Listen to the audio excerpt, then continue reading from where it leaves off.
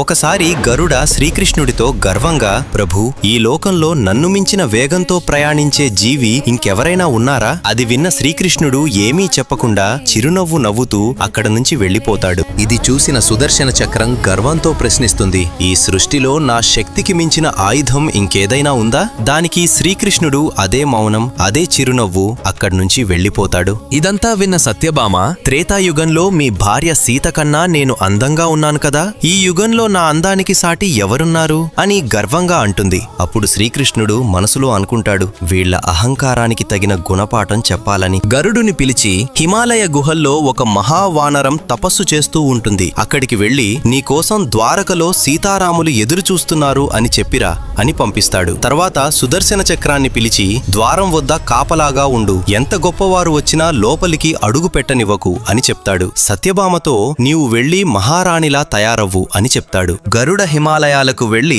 హనుమంతుడితో శ్రీకృష్ణుడు చెప్పిన మాటలను చాలా గర్వంగా చెప్పడం మొదలు పెడతాడు. ఆ మాటలు పూర్తవక ముందే హనుమంతుడు గరుడ కంటే 1000 రెట్లు వేగంగా దూసుకెళ్తాడు. అది చూసి గరుడ ఆశ్చర్యపోతాడు. హనుమంతుడు ద్వారక చేరుకుని రామునిలా ఉన్న శ్రీకృష్ణుడి ఎదుట వాలిపోతాడు. అప్పుడు శ్రీకృష్ణుడు అడుగుతాడు, ద్వారం వద్ద నిన్ను ఎవరు ఆపలేదా హనుమా? హనుమంతుడు చిరునవ్వుతో, స్వామి, ఒక చక్రం ఆపాలని చూసింది, కాని దానితో యుద్ధం చేస్తే మీ దర్శనం ఆలస్యమవుతుందనిపించింది, అందుకే దాన్ని అమాంతం మింగేశాను అని సమాధానం చెప్తాడు. హనుమంతుడు సత్యభామ వైపు చూస్తూ, స్వామి, ఈ చెలికత్తె ఎవరు? నా సీతమ్మ తల్లి ఎక్కడ ఉంది అని అడుగుతాడు. ఇలా శ్రీకృష్ణుడు, గరుడ, సుదర్శన చక్రం, సత్యభామ గర్వములను ఒక్క హనుమంతుడితో సమాధానం చెప్తాడు. జై శ్రీకృష్ణ అని కామెంట్ చేయండి, జై బజరంగబలి అని రాయండి.